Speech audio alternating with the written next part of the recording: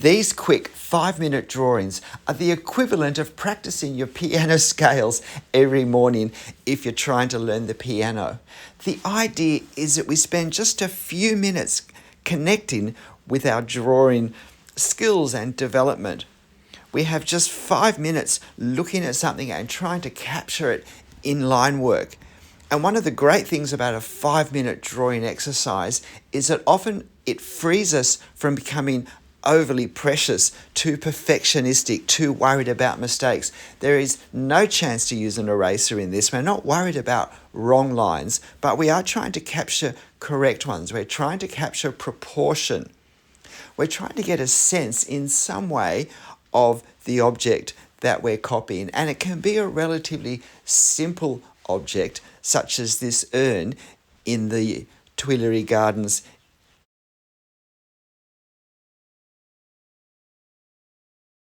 in the grounds of the Musée du Louvre. And the important thing with this is to try and get the proportions right. Now, it's an unusual angle because I'm looking downwards at the base of this, looking upwards underneath the rim of the urn on top, and more or less straight ahead at parts of the base. Now, I already realized that I haven't made the roundness of the top of the urn full enough. I've flattened it out too much, as if I'm looking more side on rather than up underneath.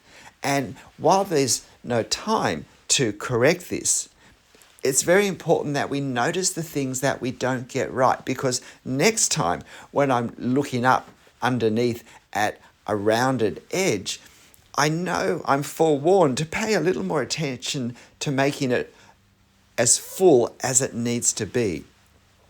Another nice detail to pay attention to are these swags, these garlands that decoratively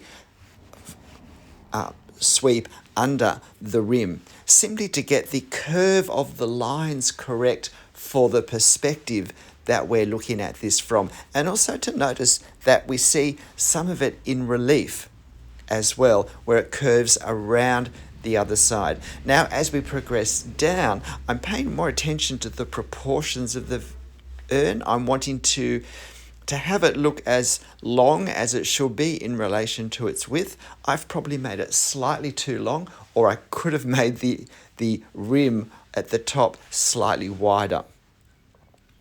And now I'm coming down with the base. Now I realize that I'm reaching the point where I'm looking more straight on. I'm approaching eye level, which is going to give me a horizontal line. And the horizontal lines, as I've gone further up, have actually tilted slightly, but now they're coming back towards the horizontal. And so I have to make sure that I capture that shift in line. The lines are not all horizontal. I'm just checking an angle there and realized I had got it quite out of place. And I'm not worried about the line that's in the wrong place. This is an exercise. This isn't an artwork. I'm freed from a preoccupation with keeping it perfect and not spoiling what I've already done. The important thing is that I capture things quickly and as accurately as possible. And it's just, as I said, to keep me connected with my art drawing skills. And quite possibly I can come back to this subject at another time and try and do a more considered drawing of it. But 5 minutes every day when we don't have time to draw is a great way to improve. And now I'm just working at the base of this stand and trying to get the details of the different horizontal bands, and particularly their edges and where their edges lie in relation to each other. How far out do these things come? Are the lines at the end concave or convex? These are often the sorts of details that we really don't pay much attention to because they don't seem very important. But in this case, this is what I'm drawing. So even though I've just got a couple of minutes, you are seeing these drawings in real time. Even though I've just got a couple of minutes and I'm starting to feel some time pressure, I am trying to make sure that they come out in the right position relative to each other. Probably the right-hand side of the urn doesn't come out to the right enough when we in that sort of center solid piece, just looking at it now. But that's fine. This is an exercise. I'm just keeping in touch with my skills till I can get to a point of time in the week when I can have a more relaxed time drawing something. You'll find this on my channel community page. And here's another reference photo you'll find on my channel community page of a sunflower, which is the second 5-minute drawing exercise that I'm demonstrating here and that you might like to screenshot and print off and have a go yourself. Now, again, the focus is on a quick capture of the subject. I'm not going to agonize over getting the petals exactly right, but what I want to get is the perspective of the petals. So the fact that that center dark round area where we see the tops of the forming seeds, that's off-centered in terms of the ring of yellow petals going around it. And in fact, the petals don't stand out equally in all directions from the center. The upper right side we see more full on, and the lower left side we see more side on with a bit of a transition at each end. That's the really important element of this I want to capture from a perspective point of view. We also want our petals to have the individuality that sunflower petals have. They don't all look the same and they don't all curve the same. And sometimes they have different patterns of jaggedness or gaps or overlap. And so we want to capture that. And in some ways it's harder to capture irregularity than just to draw them all very much regularly and the same. You'll notice before I started, I did a dotted line for where I think the outlines of the petals are going to go. And that particularly was to make sure that in the lower left section, I didn't take them out too far from the center, that I kept them closer, tucked in closest to create the angled perspective view that we have.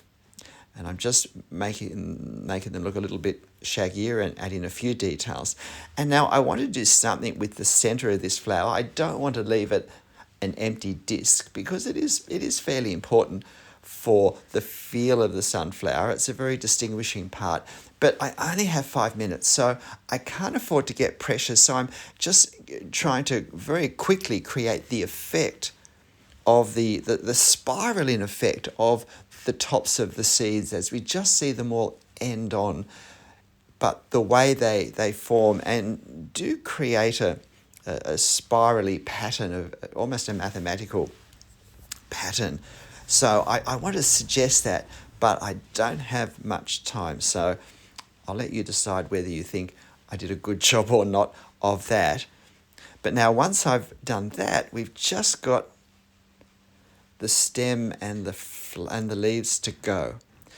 And the important thing with leaves and stems is that they look natural, that there aren't awkward twists or angles, that they look as though they're hanging nice and loosely, that the leaves look like they have whatever natural droop they should have, or equally whatever natural stiffness they should have. And so sometimes when I do leaves, I will adjust their position if I think it improves the overall effect of the flower. I'm not quite so precious about making leaves exactly right. I almost missed the one that stands up behind the flower. So I'm pleased I got that. These 5-minute exercises are so great for improving our drawing. As I said, it's like doing the scales every morning on the piano, or a quick jog for an athlete every day. They're part of staying connected, part of keeping the skills that we need to build on fresh. And I think they're particularly good at keeping our line work nice and loose. It stops us getting too tight and too concerned about mistakes. We need to take risks if we're going to develop our drawing skills, and 5-minute exercise are a great way to take wrist. I actually have really enjoyed doing these, and I hope to do some more, and I'll create a playlist of them. So if you'd like to just get some access to these 5-minute photos and videos for some quick exercises yourself, just find my drawing exercises playlist and have a go. G'day, I'm Stephen Travers. Yeah, I hope you find this interesting and helpful, and most important, a factor in being able to improve your drawing skills. It's easy to underestimate what 5 minutes consistently every day can do. So why not give it a go? But look, whatever you end up drawing, however long you end up drawing it for, make sure you have fun. But I think you really will see benefit if you draw this way, if you try these exercises. So why not give it a go? I'll see you next time. Bye.